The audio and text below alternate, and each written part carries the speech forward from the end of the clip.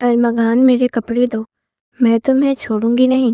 مرحا wash room میں تھی، کپڑے باہر کمرے میں رکھے تھے۔ اسے نہیں پتا تھا کہ وہ جلدی ہی آپس سے واپس آ جائے گا۔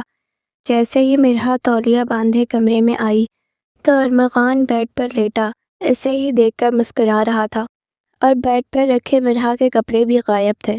اسے یوں کمرے میں دیکھ کر مرحا کی جان لبوں پر آئی تھی۔ فوراً سے دوبارہ واش روم میں چلی گئی، پھر واش روم سے چلائی تھی کہ اس کے کپڑے ارمغان اسے واپس کرے۔ ارمغان بھی ڈھیٹ ابن ڈھیٹ تھا، کہنے لگا اور زور سے چلاؤ کہ آواز کمرے سے باہر تک جائے۔ میں تو تمہارے کپڑے نہیں دینے والا، اتنا ہی شوق ہے تو خود باہر آ کے لے لو۔ مرحا زج ہوئی تھی۔ ارمغان پلیز میرے کپڑے دے دو، یہ بہت گھٹیا حرکت ہے۔ وہ کہنے لگا اگر تم میرے ساتھ باتھ ٹب میں نہانے کا وعدہ کرو، میں بڑی شرافت سے یہ کپڑے تمہیں لوٹا دوں گا۔ دیکھو کمرے کی بات کمرے تک رہ جائے گی، ویسے بھی کون سا پہلی بار ہے، یاد کرو پہلے بھی تو میں نے۔ ارمغان کی بات نے مرحا کے ہوش اڑائے تھے۔ نہیں، میں ایسا ہرگز نہیں کروں گی، تم بہت بے شرم ہو۔ مرحا رو دینے کو تھی۔ ٹھیک ہے پھر رات بھر بیٹھی رہو واش روم میں، میرا کیا ہے۔ مرحا کا بس نہیں چل رہا تھا کہ کیا نہ کر گزرے، مگر جانتی تھی کہ وہ بہت ڈھیٹ ہے، اس لیے کہنے لگی اوکے مجھے تمہاری شرٹ منظور ہے۔ یہ سن کر ایک خباثت بھری مسکراہٹ ارمغان کے چہرے پر چھائی تھی۔ وہ اپنی شرٹ اتار کر واش روم میں چلا گیا، مگر جیسے ہی اس نے مرحا کا ٹاسک ایک جھٹکے سے کھینچا، اگلے ہی لمحے تیز طوفانی بارش میں ارمغان مرحا کا ہاتھ پکڑے گھنے جنگل میں بھاگ رہا تھا۔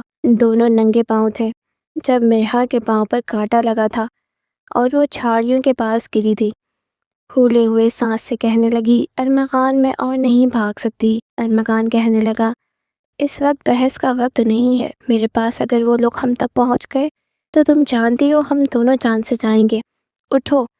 ایک جھٹکے سے ارمغان نے اسے اٹھایا تھا، جب جھاڑیوں سے اٹک کر مرحا کی قمیص سینے سے پھٹ چکی تھی اور کپڑے کا ٹکڑا جھاڑیوں میں پھنس چکا تھا۔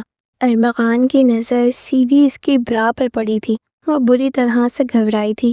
اوہ شٹ، ارمغان کو اندازہ نہیں تھا کہ یوں بھی ہو سکتا ہے۔ مرحا کا دوپٹہ پہلے ہی گر چکا تھا۔ تم انتہائی بے شرم انسان ہو، چھوڑو مجھے، مرحا چلائی تھی۔ ارمغان نے اپنی شرٹ کے بٹن کھولے، اپنی شرٹ اتار کر اسے دی۔ جلدی پہنو، میں نے جان بوجھ کر یہ سب نہیں کیا۔ مرحا نے اس کی شرٹ پہنی، ابھی بٹن بھی ٹھیک سے بند نہیں ہوئے تھے کہ فائرنگ کی آواز نے دونوں کو اپنی طرف متوجہ کیا۔ ابھی گریبان کے دو بٹن یوں ہی کھلے ہوئے تھے جب پھر سے دونوں نے بھاگنا شروع کر دیا۔ بھاگتے بھاگتے انہیں سامنے ایک ویران سا چھوٹا سا کمرہ نظر آیا، اس لیے دونوں اس ایک کمرے کے ویران گھر کے اندر چلے گئے۔ بارش اب بھی طوفانی ہو رہی تھی۔ ارمغان بنیان میں تھا کیونکہ اپنی شرٹ مرحا کو دے چکا تھا۔ اندر جاتے ہی دروازہ بند کر چکے تھے۔ 3 گھنٹے بعد جب انہیں لگا کہ اب خطرہ ٹل چکا ہے اور ارمغان نے دروازہ کھولنے کی کوشش کی تو دروازہ نہیں کھولا اور مرحا کی جان پر بنی تھی۔ مجھے اس کمرے سے باہر نکالو، ارمغان میں کچھ نہیں جانتی، مرحا رو دینے کو تھی۔ ارمغان نے اسے کھا جانے والے انداز سے دیکھا۔ میں نے تمہیں یہاں بند نہیں کیا سمجھی، اور میں دروازہ کھولنے کی 1000 کوششیں کر چکا ہوں۔ لوہے کا دروازہ ہے، میں توڑنے سے تو رہا۔ دونوں ہی تیز طوفانی بارش کی وجہ سے خراب ہونے والی گاڑی سے اتر کر پناہ لینے کے لیے اس کمرے میں آ کر چھپنے کے غرض سے دروازہ بند کر چکے تھے۔ خالی ویران سا گھر تھا، وہ بھی ایک کمرے کا، اور اس کا دروازہ لوہے کا تھا۔ دروازہ بند ہونے کی وجہ سے رنگ آلود دروازہ بالکل جام ہو گیا تھا۔ بارش کے رکنے کے باوجود کھل نہیں رہا تھا، اس لیے دونوں ہی برے پھنسے تھے۔ ایک کمرے کا گھر تھا، نہ کوئی کھڑکی تھی نہ روشن دان۔ بارش کم ہونے کی صورت میں ارمغان نے بہت دروازہ کھولنے کی کوشش کی، لیکن دروازہ نہیں کھلا۔ اپنی ساری کوشش کرنے کے بعد ارمغان بھی سر پکڑ کر بیٹھ گیا تھا، لیکن مرحا کو لگ رہا تھا کہ ارمغان جان بوجھ کر دروازہ نہیں کھول رہا۔ اس کی نیت میں فتور ہے۔ میں جانتی ہوں تم جان بوجھ کر دروازہ نہیں کھول رہے، تمہارا کچھ غلط ارادہ ہے۔ دیکھو مرحا نے ابھی تک کہا تھا، جب ارمغان کہنے لگا ہاں میری تم پر نیت خراب ہو گئی ہے، تیز طوفانی بارش میں تمہارا بھیگا وجود دیکھ کر میں پاگل ہو گیا ہوں۔ تمہارے بالوں سے ٹپکتا ہوا پانی دیکھ کر، تمہارے بھیگے ہونٹ دیکھ کر میرا دل للچانے لگا تھا۔ اب وہ مرہا کے سراپے کو بڑے غور سے دیکھ رہا تھا، اور مرہا کی رنگت اڑی ہوئی تھی، اور مرہا کے کھلے گریبان سے چھلکتا تمہارا نسوانی حسن اسے پاگل کر رہا تھا۔ کہنے لگا، دروازہ میں تب کھولوں گا تم ہر پردے کو میرے سامنے کھولو گی۔ چلو شاباش، اتارو میری شرٹ۔ یہ سن کر مرہا کے ہوش اڑے تھے۔ وہ کئی قدم پیچھے ہٹی، مگر ایک دم سے زور سے بادل گرجا تھا۔ اندھیری رات میں یوں لگا کہیں بجلی گری ہو، اور بے ساختہ مرہا بھاگتی ہوئی ارمغان کے سینے سے لگ گئی اور اس کی کمر سے اسے زور سے پکڑ لیا۔ ارمغان، مجھے ڈر لگ رہا ہے، لیکن وہ نہیں جانتی تھی کہ جس سے پناہ مانگ رہی ہے وہ اس کا سب سے بڑا دشمن ہے۔ اس لیے ارمغان نے اس کی شرٹ کے بٹن، نائلہ میں تم سے بہت محبت کرتا ہوں، تمہیں کیسے اپنی محبت کا یقین دلاؤں؟ ارمغان نے کان میں فون لگاتے ہوئے کہا تھا۔ اس وقت وہ اپنے گھر کی چھت پہ کھڑا نائلہ سے فون پہ بات کر رہا تھا۔ تبھی برابر والی چھت پر مرہا کپڑوں والی بالٹی اٹھا کر اوپر آئی تھی۔ ارمغان کی اس جانب پشت تھی۔ مرہا نے رسی پر کپڑے ڈالے، ساتھ اس کی باتیں بھی سن رہی تھی۔ ٹھرکی کہیں کا، کتنا شوق اسے لڑکیوں سے دوستی کرنے کا۔ خالہ نے بہت سر چڑھا رکھا ہے اپنے اس بیٹے کو۔ بہرحال مجھے کیا۔ مرہا نے جیسے ہی کپڑے رسی پر ڈالے تو ارمغان نے فون بند کر دیا تھا۔ پلٹ کر اس کو دیکھا تھا، پھر اس سے کہنے لگا، اوہ تو دشمن یہی موجود ہیں۔ بڑا غصے سے ارمغان نے مرہا کی طرف دیکھا تھا، اور وہ بھی اس کی طرف نفرت سے ہی دیکھ رہی تھی۔ دونوں کے گھر والے ایک دوسرے کے گھر میں آتے تھے، اور وجہ تھی وراثت جو ان کے نانا نے گھر کی صورت میں دونوں بیٹیوں کو دے دی۔ گھر ایک ہی تھا اور نانا کی بس 2 ہی بیٹیاں تھیں، ایک مرہا کی والدہ افشاں بیگم، دوسری ارمغان کی والدہ رضیہ بیگم۔ لیکن جب گھر بیچنے کی باری آئی تو رضیہ بیگم نے کہا کہ ہم نے یہ گھر نہیں بیچنا، یہ میرے باپ کی نشانی ہے، جبکہ افشاں بیگم چاہتی تھی کہ گھر بیچ کر کسی نئی سوسائٹی میں اپنا نیا گھر لے لیں، لیکن بنا بہن کے سائن کیے وہ مکان بک نہیں سکتا تھا۔ دونوں بہنوں میں بہت جھگڑا ہوا، بہت لڑائی ہوئی، اور حل یہ نکلا کہ بیچ میں دیوار کر دی گئی، کیونکہ دونوں ہی یہ چاہتی تھی کہ پورے گھر پر قبضہ انہی کا ہو جائے اور گھر کو بیچا نہ جائے۔ دوسری بہن تنگ آ کر گھر چھوڑ کر چلی جائے، لیکن دونوں ہی ضد سے اسی گھر میں بیٹھی تھی۔ جس طرح ماؤں کے دلوں میں ایک دوسرے کے لیے نفرت پیدا ہو گئی تھی، بچوں کا بھی یہی حال تھا۔ ارمغان تو مرہا نامی اپنی کزن سے سخت نفرت اور چڑتی۔ اتفاق تھا کہ دونوں ایک اسکول میں پڑھے تھے، اور ہمیشہ مرہا کے نمبر ارمغان سے اچھے آتے تھے، اور ٹیچر ہمیشہ ایسے مرہا کی مثالیں دیتی تھی کہ تمہاری ہی خالہ کی بیٹی ہے، اتنے اچھے نمبر لیتی ہے، اور ایک تم ہو، ہمیشہ دوسرے نمبر پر آتے ہو۔ اور ارمغان کا بس نہیں چلتا تھا کہ اپنی 2 پونیوں والی اس کزن کی پونیاں ہی کینچی سے کاٹ دے، جو جان بوجھ کے اس سے چند نمبر زیادہ لے کر اسے ذلیل کرواتی تھی۔ دونوں کے دلوں میں ایک دوسرے کے لیے نفرت ہی تھی۔ جس لڑکی سے ارمغان بات کر رہا تھا، اتفاق تھا کہ وہ مرہا کے کالج میں ہی پڑھتی تھی، اور مرہا کی اسے اچھی خاصی سلام دعا بھی تھی، اور اسی محلے میں رہتی تھی۔ نائلہ کافی خوبصورت لڑکی تھی، اور ارمغان حسن پرست قسم کا نوجوان تھا، اور اتنا ہی دل پھیک بھی تھا۔ ہر چند مہینے بعد اسے کسی نہ کسی خوبصورت لڑکی سے محبت ہو جاتی تھی، اور چند مہینے بعد وہ لڑکی اس کے دل سے اتر بھی جاتی تھی۔ لیکن نائلہ کے معاملے میں فی الحال تک تو وہ سنجیدہ ہی تھا۔ مرہا کو اس بات سے دلچسپی ہونے لگی کہ آخر یہ نائلہ ہے کون۔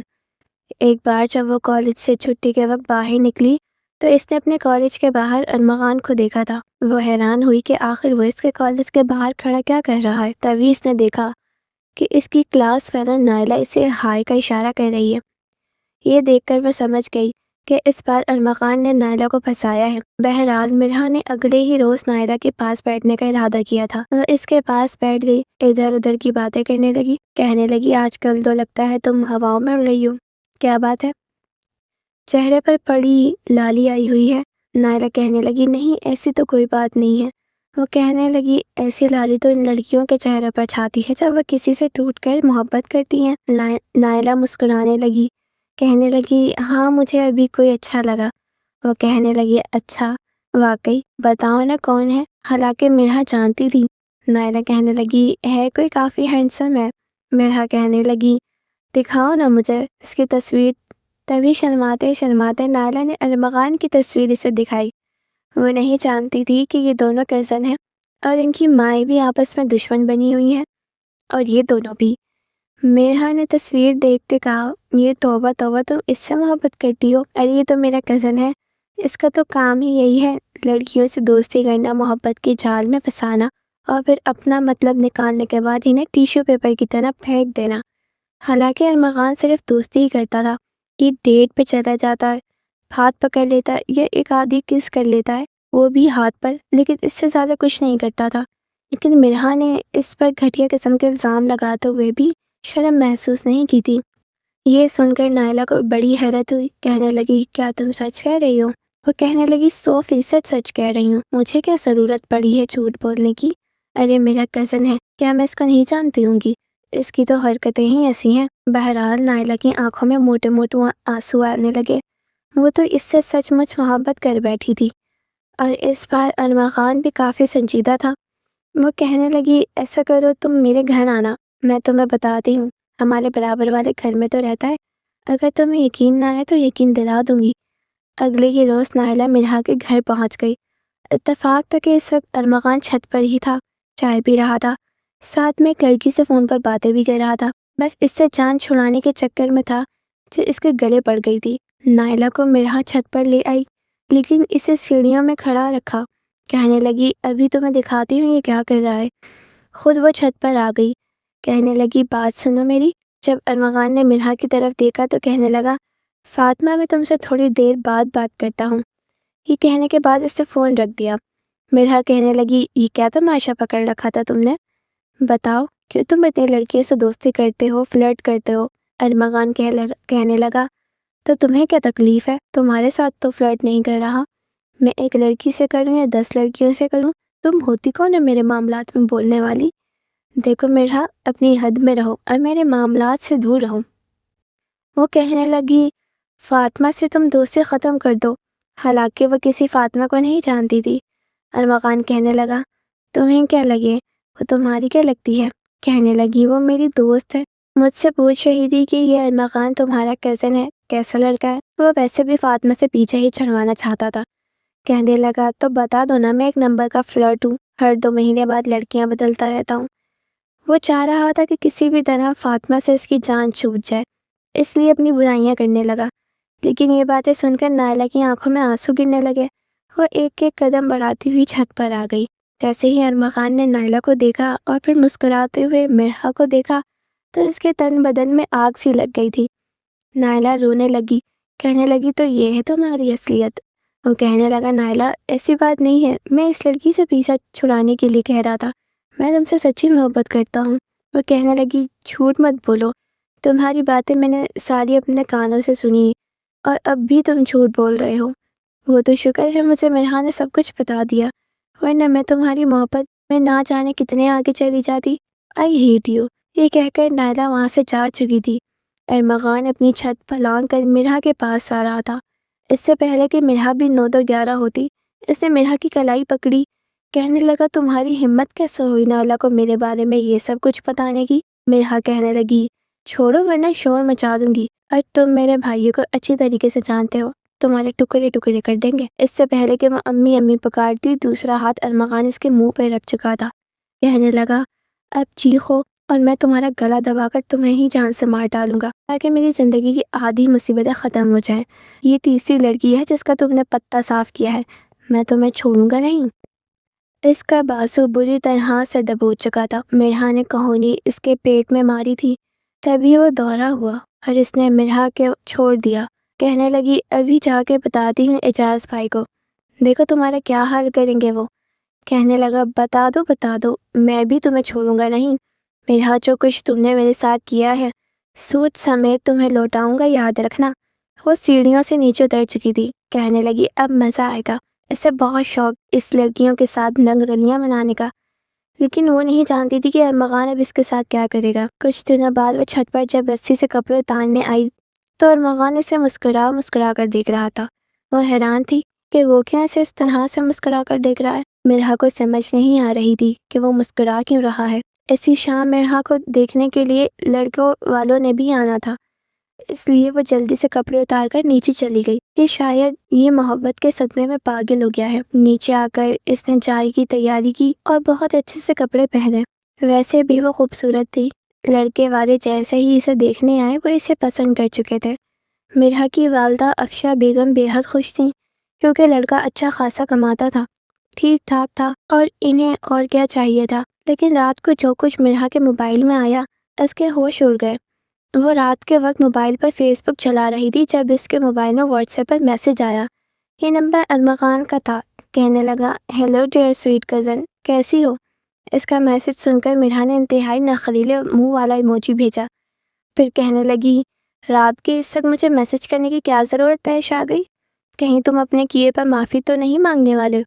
مرحا کی بات سن کر وہ ہنسا تھا، پھر وائس میسج پر کہنے لگا، تم سے معافی مانگتی ہے میری جوتی، کچھ آ رہا ہے تمہارے لیے، بہت اسپیشل، بہت ہی خاص، آج رات دیکھ کر سونا، سویٹ ڈریمز۔ مرحا حیران ہوئی تھی کہ آخر وہ بھیج کیا رہا ہے۔ تب بھی ایک ویڈیو آئی تھی جسے اس نے ڈاؤن لوڈ کر کے دیکھی تو مرحا کے تو تن بدن میں آگ لگ چکی تھی۔ مرحا کے نہاتے ہوئے کی ویڈیو تھی جو ارمغان نے بھیجی تھی۔ وہ تو اٹھ کے بیٹھ گئی، اس سے اپنی آنکھوں پہ یقین نہیں آ رہا تھا۔ پھر اسے یاد آیا کہ ان دنوں دونوں کے کمرے میں صرف ایک دیوار کا ہی تو فرق ہے، اور وہ جلدی سے اپنے واش روم میں گئی، دیکھا تو وہاں ایک ہول ہوا تھا، اس کی تو جان نکلی تھی۔ اگلا میسج ارمغان کا دیکھ کر اس کے رہے سہے اوسان بھی خطا ہوئے تھے۔ کہنے لگا، تمہارا رشتہ جس لڑکے سے طے ہوا ہے مرحا میڈم، وہ میرا دوست ہے، میرے ہی آفس میں میرا کولیگ بھی ہے، چاہو تو اس سے پوچھ لو کہ وہ ارمغان یاسر کو جانتا ہے کہ نہیں، تمہیں بتا دے گا۔ اور یہ ویڈیو جب میں تمہارے منگیتر کو بھیجوں گا اور یہ کہوں گا کہ میری پیاری سی کزن نے یہ ویڈیو مجھے بھیجی تھی کیونکہ وہ مجھ سے محبت کرتی ہے، تو سوچو تمہارے ساتھ کیا ہوگا۔ یہ میسج پڑھ کے مرحا کے ہوش اڑ کے رہ گئے تھے۔ اس نے جلدی سے ارمغان کو فون کیا، حالانکہ رات کے 12 بج رہے تھے۔ ارمغان نے فوراً سے فون اٹھایا، وہ کہنے لگی، میں تمہیں زندہ نہیں چھوڑوں گی، تم اس قدر گھٹیا انسان ہو سکتے ہو میں سوچ بھی نہیں سکتی تھی۔ ارمغان کہنے لگا، تم سے کم گھٹیا ہوں، جب تم نے نائلہ کو میرے خلاف کرنے کے لیے چالیں چلی تھی تب میں نے سوچا تھا کہ آج تک میں نے تمہارا ادھار نہیں رکھا اور ہمیشہ سود سمیت لوٹایا، تو اب کیوں رکھوں گا؟ اب میں یہ ویڈیو تمہارے ہونے والے منگیتر کو بھیجوں گا اور پھر جو بدنامی تمہاری ہوگی وہ تو کیا کوئی اور بھی تمہارا رشتہ لے کر نہیں آئے گا۔ وہ کہنے لگی، تو تم ایسا نہیں کر سکتے ارمغان، تم ایسا نہیں کر سکتے۔ مرحا رو دینے کو تھی۔ وہ کہنے لگا، کیوں نہیں کر سکتا؟ جب تم کر سکتی ہو تو میں کیوں نہیں کر سکتا؟ میں اس بار نائلہ کے ساتھ بہت سیریس تھا، اس سے شادی کرنا چاہتا تھا، لیکن تم نے جو کچھ میرے ساتھ کیا وہ مجھ سے بات تک نہیں کر رہی۔ اگر تم چاہتی ہو کہ ویڈیو میں تمہارے منگیتر کو نہ بھیجوں تو پھر کل ہی نائلہ سے بات کرو، اسے یقین دلاؤ کہ تم جھوٹی ہو اور میں سچا ہوں۔ اگر نائلہ مان گئی تو پھر ہو سکتا ہے کہ میں یہ ویڈیو ڈیلیٹ کر دوں۔ مرحا نے حامی بھر لی۔ اگلے روز وہ کالج گئی تو پتہ چلا کہ نائلہ کا تو رشتہ طے ہو چکا ہے۔ وہ سب کو مٹھائی کھلا رہی تھی اور پورا گلاب جامن اس نے مرحا کے منہ ڈالا۔ کہنے لگی، تمہاری وجہ سے میں بال بچی ہوں اور اپنے ماں باپ کی بات مان کر میں نے فراز کا رشتہ قبول کر لیا۔ بہت جلد میری شادی ہے اور تم ضرور آنا۔ مرحا تو گمسم سی ہو گئی تھی کہ اب کیا کرے، نائلہ سے بات کرنا ہی بیکار تھا کیونکہ اس کا رشتہ طے ہو چکا تھا۔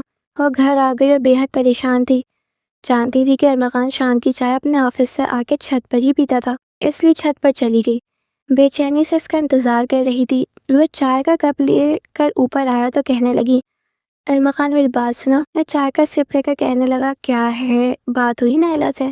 مرحا کہنے لگی، اس کا رشتہ طے ہو چکا ہے، میں کیا بات کروں اس سے؟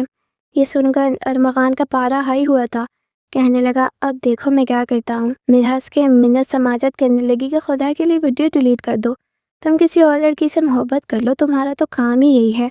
وہ کہنے لگا، ہاں میں پاگل ہوں نا، نائلہ جیسے خوبصورت لڑکی مجھے کہیں نہیں ملے گی، بینڈ تو میں تمہاری بھی بچا کر رکھ دوں گا، ابھی کے ابھی تمہاری ویڈیو بھیجتا ہوں۔ یہ کہہ کر جیسے ہی اس نے اپنا موبائل آن کیا، اس کا موبائل مرحا نے چھین لیا۔ کہنے لگا، میرا موبائل دو، لیکن وہ نیچے اترنے لگی۔ ارمغان بھی اپنی دیوار پھلانگ کر اس کے پیچھے بھاگا تھا، لیکن تب تک وہ نیچے اتر گئی تھی اور وہ بھی نیچے اترا۔ سامنے صحن میں ہی افشا بیگم بیٹھی تھی، ساتھ میں مرحا کے والد بھائی تھے۔ مرحا کے ساتھ ارمغان کو نیچے دیکھ کر سب کے سب کھڑے ہو گئے۔ ارمغان کہنے لگا اس سے بولے میرا موبائل واپس کرے۔ وہ کہنے لگی میں نہیں کروں گی، اس نے میری گندی ویڈیو بنائی ہے۔ مرحا نے صاف بات بتائی تھی۔ یہ سن کر تو افشا بیگم کا پارا ہائی ہوا تھا، کہنے لگا جھوٹ بول رہی ہے، اس نے مجھے بھیجی تھی اپنے نمبر سے، یہ مجھ سے محبت کرتی ہے۔ ارمغان نے جھوٹ بولا۔ وہ کہنے لگی آپ اس کے موبائل سے دیکھ لیں۔ اس سے پہلے کہ وہ موبائل اپنے باپ کو پکڑاتی، ارمغان موبائل چھین چکا تھا۔ وہ کہنے لگا میں سچ کہہ رہا ہوں، آپ اس کا موبائل لے کر آئے، میں دکھاتا ہوں۔ اس نے مجھے اپنی ویڈیو بھیجی تھی اور یہ مجھ سے محبت کرتی ہے اور ہمارے بیچ بہت کچھ ہو چکا ہے۔ مرحا کو مچا چکانے کے چکر میں وہ بہت کچھ بول چکا تھا۔ یہ کچھ سنتے ہی ایک زوردار تھپڑ افشا بیگم نے مرحا کے منہ پہ مارا تھا۔ وہ کہنے لگی امی یہ جھوٹ بول رہا ہے، میں اس سے کوئی محبت نہیں کرتی۔ وہ کہنے لگا مرحا دیکھو سچ چھپانے کا اب کوئی فائدہ نہیں ہے، سب کچھ کھل گیا ہے، بتاتی کیوں نہیں؟ روز چھت پر تم مجھ سے ملنے آتی ہو۔ وہ کہنے لگا کہ اب اس کا موبائل لے کر آئے، میں ساری سچائی آپ کو بتا دیتا ہوں۔ مرحا کے بھائی نے کمرے میں جا کر اس کا موبائل پکڑا اور جیسے ہی موبائل دیکھنے لگا تو فوراً ارمغان نے موبائل ان کے ہاتھ سے چھین لیا۔ کہنے لگا کہ ارے بھائی آپ کو ان موبائل کے چونچلوں کا کہاں پتہ ہے، رک کر میں خود آپ کو دکھاتا ہوں۔ بات بہت سچ تھی، شروع سے ہی ذمہ داریوں میں بڑا ہوا مرحا کا بھائی ابھی بھی بٹن والا موبائل استعمال کرتا تھا۔ ٹچ موبائل کیسے استعمال کرتے ہیں اسے اندازہ نہیں تھا،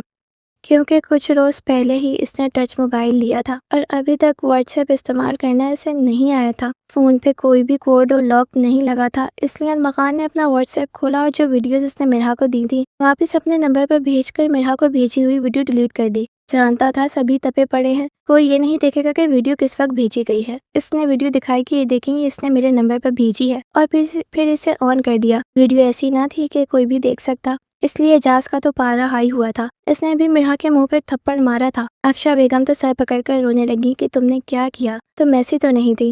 بہرحال بہت زیادہ بات آگے بڑھ چکی تھی۔ ارمغان کے گھر والوں کو بھی بلایا گیا اور کہا کہ اس کا حل ایک ہی نکلتا ہے کہ ان دونوں کا نکاح کر دیا جائے۔ نہ چاہتے ہوئے بھی مرحا کا نکاح ارمغان سے ہو گیا۔ دونوں ہی یہ نہیں چاہتے تھے، لیکن سچویشن ہی کچھ ایسی پیدا ہو چکی تھی کہ ارمغان اپنے آپ کو بے قصور ثابت کرنے کے چکر میں ضرورت سے زیادہ ہی کچھ بول چکا تھا۔ گھر والوں نے سمجھا کہ پتہ نہیں آپس میں کیا کچھ کر چکے ہیں، اس سے پہلے کہ بدنامی پر نکاح کر دیا جائے۔ بڑی بے دلی سے نکاح ہوا تھا۔ افشا بیگم نے تو کمرے سے باہر نکلنے کی بھی زحمت نہیں کی، کہنے لگی باہر میں جائے ایسی بیٹی، اسے کہیں دوبارہ ہمارے گھر پہ قدم نہ رکھے۔ مرحا روتے اور سسکیاں لیتے ہوئے برابر والے گھر میں ارمغان کے ساتھ داخل ہوئی تھی۔ ارمغان نے بھی اس کا ہاتھ پکڑ رکھا تھا۔ سوچ میں تو وہ بھی پڑ گیا تھا کہ جو کچھ کر چکا ہے پتہ نہیں کرنا چاہیے بھی تھا کہ نہیں، جلد بازی میں بہت فضول بول چکا تھا۔ بہرحال ناراض تو رضیہ بیگم بھی تھی، اس لیے جیسے ہی گھر میں داخل ہوئی اپنے کمرے میں چلی گئیں۔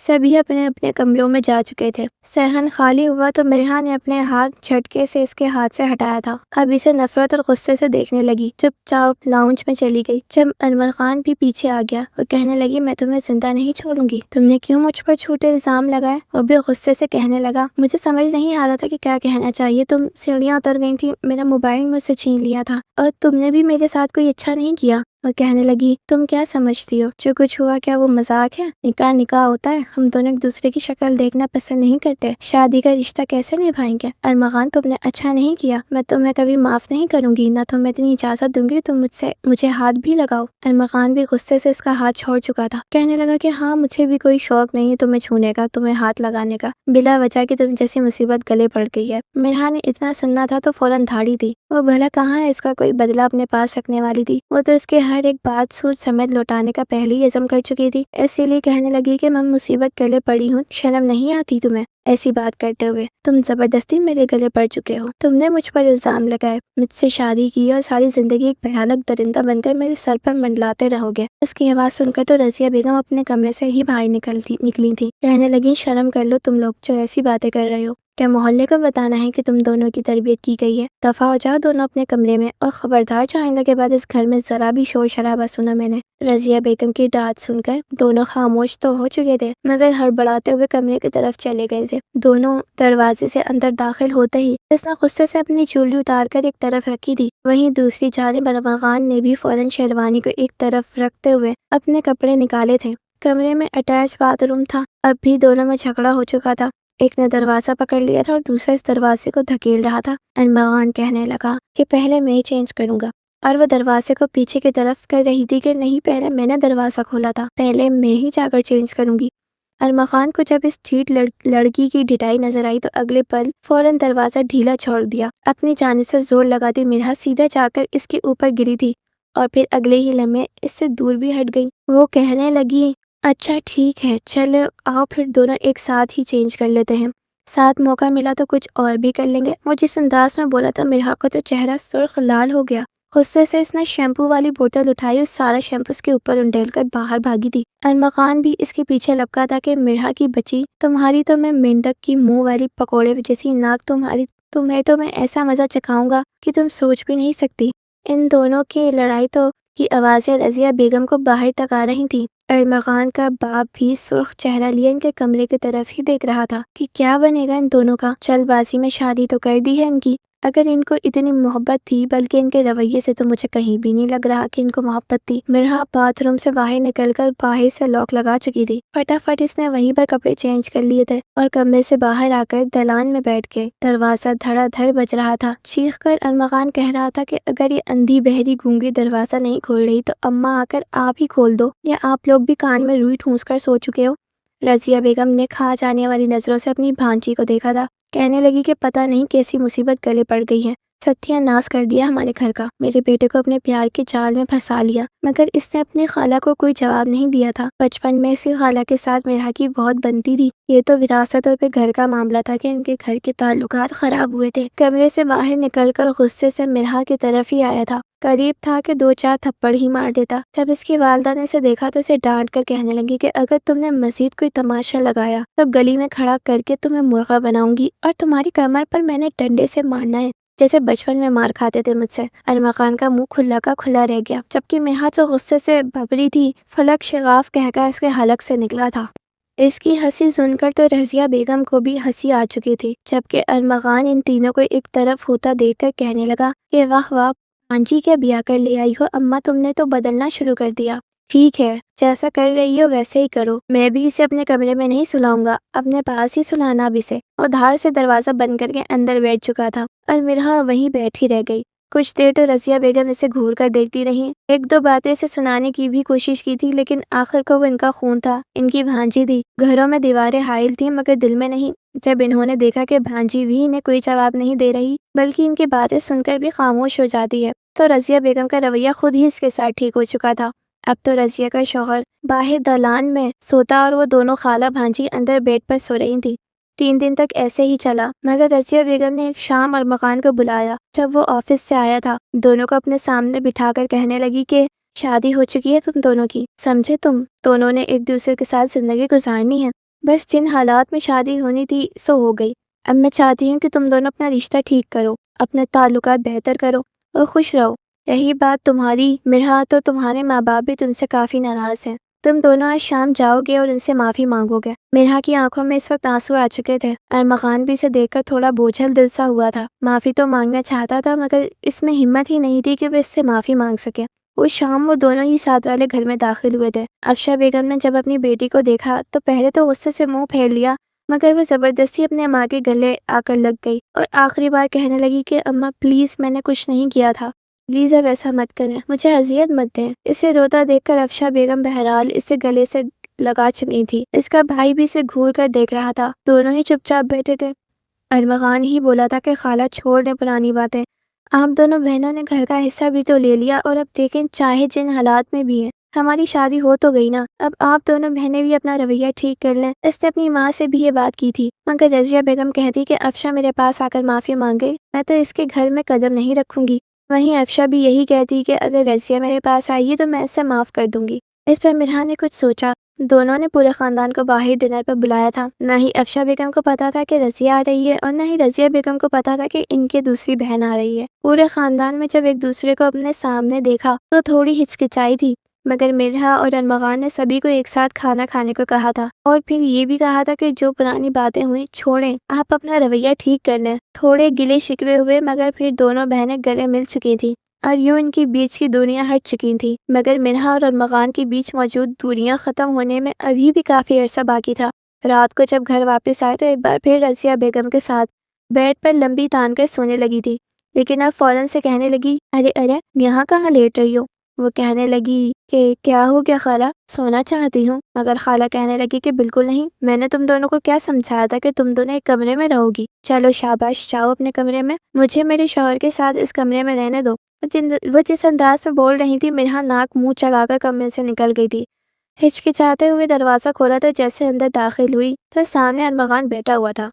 کہنے لگا کہ کس سے پوچھ کر میرے کمرے میں داخل ہوئی ہو؟ تو چلو شاباش، نکلو میرے کمرے سے۔ تمہاری ماں کے ساتھ میرا رشتہ ٹھیک ہوا ہے، تمہارے ساتھ تو نہیں ہوا۔ 4 بریک اپ میرے تمہاری وجہ سے ہوئے ہیں، میں تو قبر میں بھی یہ ظلم یہ دیکھ نہ بھولوں۔ وہ غصے سے اس کے پاس آئی اور کہنے لگی کہ تم نے میری گندی ویڈیو بنا کر میرے رشتہ توڑوایا اور خود زبردستی مجھے بیوی بنا لیا۔ بہت شوق تھا نا مجھ سے شادی کرنے کا، اب میں یہی رہوں گی، اس کمرے میں پورے حق کے ساتھ رہوں گی، یہی بیڈ پر سوؤں گی اور تم میرے قریب نہیں آؤ گے۔ اتنا ہی مسئلہ ہے تو صوفے پر سو جانا، وہ بیڈ پر پہنچتے ہوئے بولی تھی۔ دونوں کے بیچ یہی نوک جھونک شروع ہو چکی تھی۔ میں کیوں اپنا بیڈ چھوڑنے لگا، یہیں سوؤں گا۔ رات کو کبھی کمبل پر لڑائی ہو رہی تھی تو کبھی تکیے پر لیٹنے پر۔ بہرحال جیسے تیسے ان کی راتیں گزر ہی گئی تھی۔ 3 دن لڑتے ہوئے اور رات جھگڑتے ہوئے گزر جاتا تھا۔ اگلے روز رضیہ بیگم کہنے لگی کہ تم دونوں کی شادی کو 20 دن ہونے والے ہیں۔ ارے نئے نویلے شادی شدہ جوڑے تو ہنی مون پر جاتے ہیں اور تم لوگوں کے ایسے ہی گھر میں بیٹھے ہو۔ چلو شاباش، تم لوگ مری گھومنے چلے جاؤ۔ یہ سن کر دونوں نے ایک دوسرے کی طرف دیکھا تھا۔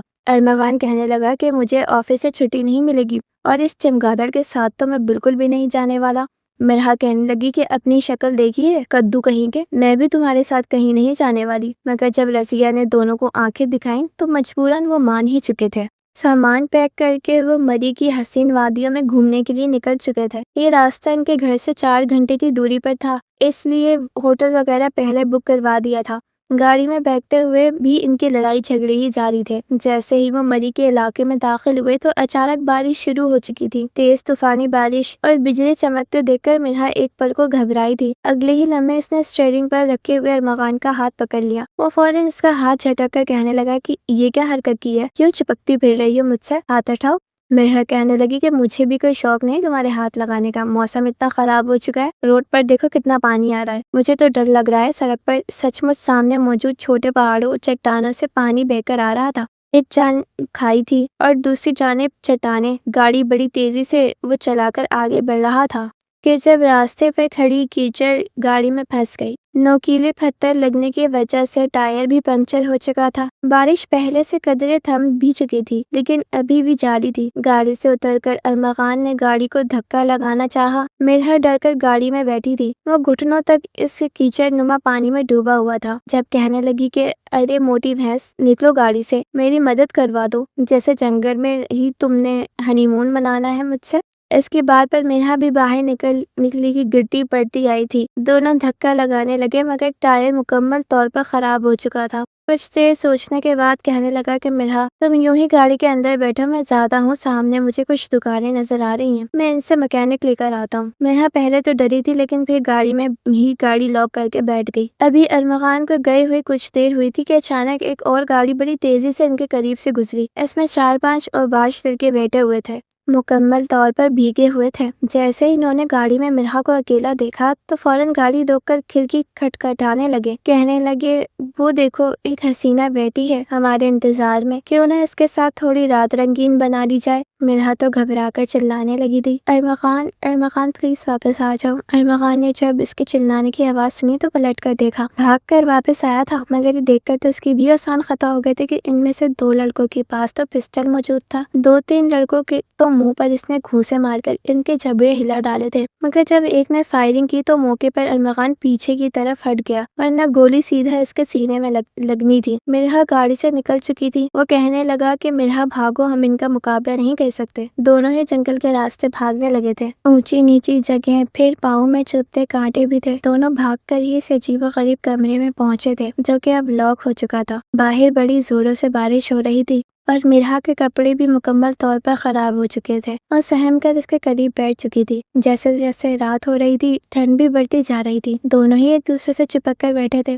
مرحا کو ارمغان ہی واحد سہارا لگ رہا تھا۔ گھبراتے ہوئے کہنے لگی کہ ارمغان اب کیا ہوگا، مجھے بہت ٹھنڈ لگ رہی ہے۔ وہ بھی اس کے ہاتھوں کو اپنے ہاتھوں میں لے چکا تھا۔ کہنے لگا کہ یار ٹھنڈ تو مجھے بھی بہت لگ رہی ہے، ایسا لگ رہا ہے جیسے میری آخری وقت آ گیا ہے، میں مر جاؤں گا۔ وہ فوراً سے تھپڑ مار کر کہنے لگی چپ جاؤ، تم مر گئی تو میرے لیے اور مصیبت ہو جائے گی، میں اکیلی تمہاری لاش کو بھلا گھر کیسے گھسیٹ کر لے کر جاؤں گی، مری کی تو روڈ بھی اوپر نیچے ہیں۔ اور جس قدر سنجیدگی سے یہ بولی تھی، ارمغان کہنے لگا ہاں تم تو چاہتی ہی یہی ہو کہ میں مر جاؤں۔ پھر بے ساختہ اس کی نظر اس نیم روشنی میں مرحا کے وجود پر گئی۔ شرٹ اس کے ہاتھ سے چھوٹ چکی تھی اور اسے میں اس کی رعنائیاں صاف نظر آ رہی تھی۔ جھاڑیوں کے لگنے کی وجہ سے اس کی رعنائیوں پر ہلکی خروچیں بھی تھی۔ ٹھنڈ سے دونوں ہی کانپ رہے تھے اور اس میں دونوں ہی بس ایک دوسرے کے وجود کو حدت دینا چاہتے تھے۔ بے ساختہ ارمغان کا ہاتھ اس کی کمر پر گردش کرنے لگا اور وہ اسے اپنے مزید قریب کر گیا۔ مرحا بھی اسے انکار نہ کر سکی کیونکہ ایک دم سے ارمغان کے وجود سے اٹھنے والی گرمائش اسے سکون بخش رہی تھی۔ وہ دھیرے دھیرے اس کے مزید قریب ہوتا چلا گیا، یہاں تک کہ ایک وقت ایسا بھی آیا کہ وہ مکمل طور پر مرحا کو ہر ایک چیز سے آزاد کر چکا تھا۔ مرحا بھی اس کا پورا ساتھ دے رہی تھی اور دونوں وہ رات ایک دوسرے کے نام کر چکے تھے۔ پوری رات اس کے وجود پر اپنا لمس چھوڑتا رہا اور پھر دونوں اسی حالت میں سو چکے تھے۔ اگلی صبح جب مرحا کی آنکھ کھلی تو اس کے اوپر ارمغان سو رہا تھا۔ تبھی دروازے کے باہر اسے کسی شخص کے بولنے کی بھی آواز آئی تھی۔ وہ ہڑبڑاتے ہوئے اٹھ کر بیٹھنے لگی، ارمغان کو جگانے لگی۔ جو کچھ وہ کر چکے تھے اس پر انہیں سوچنے اور ایک بار پھر لڑنے کا موقع ہی نہیں ملا تھا۔ جلدی سے اس نے ارمغان کی شرٹ پہن کر اپنے وجود کو چھپایا تھا۔ انہیں ڈر تھا کہ کہیں وہ لڑکے تو نہیں آ گئے، مگر سامنے تو ایک 50 سالہ شخص کھڑا تھا۔ دروازہ کھول کر ان دونوں کو دیکھ کر حیران ہوا۔ ارمغان نے تو سکھ کا سانس لیا تھا، دونوں ہی بھوکے پیاسے تھے۔ ان سے کہنے لگے کہ تم دونوں یہاں پر کیا کر رہے ہو، ہمارے گھر میں چوری کرنے آئے تھے کیا؟ ارمغان کہنے لگا کہ نہیں سر، ہم سب یہ کیوں کریں گے، ہماری تو گاڑی خراب ہو گئی اور کچھ اوباش لڑکے ہمارے پیچھے پڑ گئے تھے، یہ تو دروازہ باہر سے جام ہو گیا تھا۔ ان دونوں کی معصوم شکل دیکھ کر جس شخص کو بھی یقین آ ہی چکا تھا، وہ ان دونوں کو باہر لے آیا، ان کے لیے ہلکا پھلکا ناشتہ بنوایا، پھر کہنے لگا کہ یہ میرا خفیہ کمرہ ہے، یہاں پر بیٹھ کر میں بڑے خفیہ کارنامے در انجام دیتا ہوں۔ انہیں تو اس کمرے میں ایسا کچھ بھی خفیہ نہیں لگا تھا سوائے اس کے زنگ آلود دروازے کے۔ مرحا کو تو جیسے ڈر لگنے لگا کہ کہیں یہ لوگ انہیں پکڑ کر مار ہی نہ دیں یا پھر ان کے جسم کے اعضاء نکال کر بیچ ہی نہ دیں، فلموں میں تو ایسے ہی ہوتا ہے۔ تو جلدی سے چائے کا کپ اس نے رکھا اور ارمغان سے کہنے لگی کہ بس کر دو، تم نے کیا اس شخص کی بیٹی کا رشتہ کروانا ہے جو معلومات لے رہے ہو؟ دونوں ہی وہاں سے جلدی باہر نکلے تھے۔ میکینک بھی انہیں مل ہی چکا تھا۔ کل رات بارش نے بہت تباہی مچائی تھی، گھنٹے کے اندر گاڑی ٹھیک ہو چکی تھی اور پھر انہوں نے سکھ کا سانس لیا تھا۔ مرحا بہت خوش تھی، ارمغان بھی خوشی سے اسے گاڑی چلاتے ہوئے گلے لگا گیا، لیکن اگلے پل دونوں ہی ایک دوسرے سے الگ ہوئے تھے۔ گزشتہ رات جو ہوا تھا، ارمغان کو تو وہ احساس بار بار یاد آ رہا تھا۔ ہوٹل میں پہنچنے کے بعد سب سے پہلے تو اس نے اپنا حلیہ درست کیا تھا۔ جب اس نے اپنی گردن پر ارمغان کے لہو دیکھے تو اسے ایک دم سے غصہ آیا۔ کہنے لگی ارمغان کے بچے، تم نے میری گردن پر یہ کیسا نشان بنا ڈالے، شرم نہیں آئی تمہیں میرے ساتھ زبردستی کرتے ہوئے؟ پہلے زبردستی مجھ سے شادی کر لی اور پھر میرے اکیلے پن کا فائدہ اٹھا کر تم نے میرے ساتھ وہ سب کچھ کر لیا۔ ارمغان گھور کر اسے دیکھنے لگا، کہنے لگا اچھا میں نے اکیلے تو کچھ نہیں کیا، تم نے میرا پورا ساتھ دیا تھا۔ یہ کہہ کر وہ دونوں ایک بار پھر لڑنے لگے تھے اور لڑتے ہوئے وہ اسے بیڈ پر دھکا دے چکا تھا۔ ایک بار پھر وہ دونوں ایک دوسرے کے قریب آ چکے تھے۔ وہ اس کے سینے پر مکے مارنے لگی اور کہنے لگی کہ بہت برے ہو تم، اور وہ اس کے چہرے کو ہاتھوں میں پکڑ کر کہنے لگا کہ اب جیسے بھی ہوں ساری زندگی برداشت کرنا پڑے گا، سمجھی؟ وہ اس کے لبوں کو اپنے لبوں میں چھو چکا تھا۔ مرحا بھی اس کے کچھ قریب ہو ہی چکی تھی، لیکن پھر اسے خود سے دور کر کے کہنے لگی کیا سچ میں تمہیں مجھ سے محبت ہو گئی ہے؟ پھر خود ہی کہنے لگی تم جیسا لڑکا کہاں محبت کر سکتا ہے جیسے ہر لڑکی کے ساتھ عشق لڑانے کا شوق ہو۔ اس کی اس بات پر وہ اسے گھور کر دیکھنے لگا۔ آج تک اس نے لڑکیوں سے تو بہت باتیں کی تھی مگر کبھی وہ محبت نہیں کر پایا تھا، بس وقت گزاری کر رہا تھا۔ اسے بخور دیکھ کر کہنے لگا تو تم کیا سمجھتی ہو، مر مٹا ہوں تم پر؟ اتنی بھی تم خوبصورت نہیں ہو، تم سے اچھی تو وہ نائلہ تھی، کیا لڑکی تھی، تمہارے ساتھ تو بالکل بھی مزہ نہیں آیا، بہت پھیکی ہو تم۔ جان بوجھ کر ارمغان نے مرحا کو تپایا تھا۔ مرحا کو جیسے آگ لگ گئی تھی، اسے پیچھے دھکا دیا۔ آئندہ اگر میرے قریب آنے کی کوشش کی تو یاد رکھنا کچا چبا جاؤں گی تمہیں۔ تم بھی کوئی ہیرو نہیں ہو کہ مرحا مر مٹے تم پر، پتہ نہیں کیوں، لیکن اپنے آنسو صاف کرنے لگی۔ پچھلی رات وہ اس کی تعریفیں کرتا رہا تھا اور اب شاید جس طرح دوسری لڑکیوں سے دل بہلاتا تھا اس کے ساتھ بھی یہی سب کر رہا تھا۔ مرحا کو یوں آنسو بہاتا دیکھ کر وہ مسکرایا تھا، پھر بیڈ پر پھیل کر لیٹ گیا۔ ایسے لگا کہ مرحا اس سے لڑے گی، کہے گی کہ اٹھو یہاں سے، میں بیڈ پر سوں گی، لیکن وہ چپ چاپ صوفے پر لیٹ گئی۔ اپنی گزشتہ رات کے گزرے لمحات پر رونا آنے لگا۔ تو کیا یہ میرے ساتھ دل لگی کر رہا تھا؟ ہاں، یہ ہے ہی ایسا، ایک نمبر کا آوارہ، بدتمیز، مجھے اسے قریب ہونا ہی نہیں چاہیے تھا۔ اپنے کیے پر مرحا تو افسوس ہونے لگا۔ دوسری طرف ارمغان بے فکر سو چکا تھا کہ اب تو اپنی ہی ہے، جب دل چاہے گا چار محبت بھرے جملے بول کر اسے اپنے قریب کر لوں گا، مگر یہ نہیں پتا تھا کہ وہ مرحا ہے۔ اگلے ہی روز اس نے پیٹ درد کا ایسا بہانہ بنایا کہ ارمغان کو اسے واپس لانا پڑا۔ اس کا ہنی مون ٹرپ وہ برباد کر چکی تھی۔ رات کو مرحا جب کمرے میں آئی تو ارمغان سے بات کیے بنا چپ چاپ صوفے پر لیٹ گئی۔ کافی دن سے اس نے نہ تو ارمغان سے بات کی تھی نہ لڑائی کی تھی۔ مرحا کو یوں چپ چپ دیکھ کر کہنے لگا، کیا بات ہے دشمن، آج کل اپنے مورچے چھوڑ چھاڑ کر بڑے خاموش خاموش ہیں؟ ارمغان کو لگا اس کی بات پر وہ اس سے پھر سے لڑے گی، مگر مرحا نے چپ چاپ بیڈ سے تکیہ اٹھایا ہی تھا جب ارمغان نے اس کی کلائی پکڑ لی۔ ارمغان، میرا ہاتھ چھوڑو۔ کیوں چھوڑ دوں؟ اچھے خاصے پیسے لگے ہیں میری شادی پر، پہلے وہ تو وصول لوں۔ یہ کہہ کر اس نے مرحا کو اپنی جانب کھینچنا چاہا، لیکن وہ اپنی کلائی چھڑوا چکی تھی۔ تم بس ایسے ہی گھٹیا سوچ سکتے ہو۔ یقیناً جن لڑکیوں سے افیئر چلائے تھے انہیں بھی تحفے دے کر یہی سب کرتے ہوگے، اپنے پیسے یوں ہی وصول کرتے ہوگے۔ لڑکیاں تمہارے لیے استعمال کی چیز ہے۔ یہ سن کر ارمغان کو غصہ آیا تھا۔ مرحا، جسٹ شٹ اپ، تم اچھی طرح جانتی ہو کہ میں نے کبھی کسی لڑکی سے حد پار نہیں کی۔ خواہ مخواہ مجھ پر جھوٹا الزام مت لگاؤ، میں بالکل برداشت نہیں کروں گا۔ اس بار وہ بھی سنجیدہ ہوا تھا۔ کیوں، کیا ہوا؟ سچ کڑوا لگ گیا؟ مرحا پہلے ہی دل چلائے بیٹھی تھی۔ اب تم بھی جانتی ہو اس وقت میں بحث کے موڈ میں نہیں ہوں، چلو شرافت سے بیڈ پر لیٹو۔ ارمغان نے بات کو رفع دفع کرنا چاہا تھا۔ او ہیلو، تمہارے دل بہلانے کا سامان نہیں ہوں، نہ تمہاری 2 ٹکے کی گرل فرینڈ جو تمہارے 4 محبت بھرے جملے ان کو تمہاری باہوں کا ہار بن جائے۔ مرحا کی بات پر ارمغان کو آگ سے لگی تھی۔ کتنی لڑکیوں کو تم نے میری باہوں کا ہار بنے دیکھا ہے جو منہ آئے گا بولتی چلی جاؤ گی؟ مرحا، بہت ہو چکا، بہتر ہے کہ اب تمیز سے رہنا سیکھو۔ بیوی ہو تو میری ایسی بات کرتے ہیں شوہر سے؟ دیکھو، زیادہ میرے شوہر بننے کی کوشش مت کرنا، نہ جانے کن کن لڑکیوں سے منہ مارا ہے تم نے، میں تو ویسے بھی تمہیں پھیکی لگتی ہوں۔ ارمغان بھی رہ چکا تھا۔ میری طرف سے باہر میں جاؤ۔ اگلے روز وہ جب آفس سے جلدی واپس آیا تو مرحا واش روم میں نہا رہی تھی۔ اپنے دھیان جب تولیہ لپیٹے کمرے میں آئی تو ارمغان کے دل کی دھڑکنیں بھی بڑھی تھی۔ کافی دن سے وہ اس کے قریب نہیں آ رہی تھی، اس لیے دل بے قرار سا ہوا تھا، اس لیے اسے کچھ بے بس سا کر گیا تھا۔ جیسے ہی واش روم میں گیا، مرحا کو اپنے ساتھ لگا کر جیسے اس کا ٹاول ہٹانے لگا،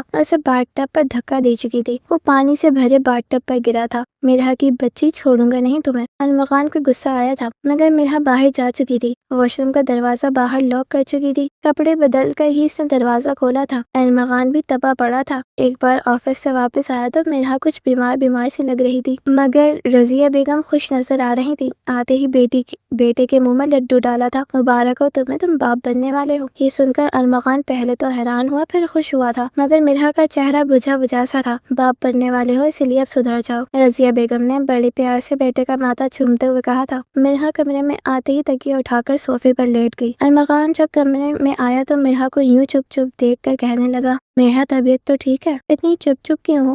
کیا تمہیں خوشی نہیں ہوئی؟ اور کہنے لگی، نہیں، سوچ رہی ہوں تمہاری بیٹی ہوئی تو تمہارے لیے کیا سزا اسے بھگتنی پڑے گی۔ ارمغان اسے صوفے پر بیٹھ گیا، حالانکہ جگہ نہیں تھی۔ مطلب کیا ہے تمہارا؟ میں نے کہا کیا کیا ہے؟ یہ سن کر مرحا کہنے لگی، لڑکیوں سے دل بہلاتے رہے ہو تم ارمغان۔ اور کہنے لگا، چائے گاڈ، صرف بات کرتا تھا یار، اور کچھ نہیں کیا۔ محبت تم سے کی ہے، وہ بھی شادی کے بعد۔ پتہ نہیں تم میرے بارے میں کیا اول فول سوچتی رہتی ہو، کیا ساری زندگی یوں ہی سوچتی رہو گی؟ ارمغان کی بات پر مرحا کہنے لگی، میں تو ویسے بھی تمہیں پھیکی لگتی ہوں، اچھی نہیں لگتی۔ ارمغان کہنے لگا، تم میرے لیے کیا ہو چکی ہو؟ موقع دو تو میں تمہیں بتاؤں۔ یہ کہہ کر اسے گود میں بھر کر اسے بیڈ پر لٹا چکا تھا۔ اب بس تم ہی میرا سب کچھ ہو، کیونکہ مجھے میرا سچا پیار مل چکا ہے۔ یہ کہہ کر اس پر ایک بار پھر وہ حاوی ہو چکا تھا، اور مرحا اسے ایک بار پھر پیچھے کر کہنے لگی کہ چپ ہو جاؤ، جھوٹ بول رہے تم، میں کیسے مان لوں کہ تمہیں مجھ سے محبت ہو گئی ہے؟ اور کہنے لگا، تمہاری اس رات کی قربت نے پاگل کر دیا ہے مجھے، اب تمہارے علاوہ کوئی اچھی ہی نہیں لگتی۔ مرحا تو کچھ بول ہی نہیں پائی تھی،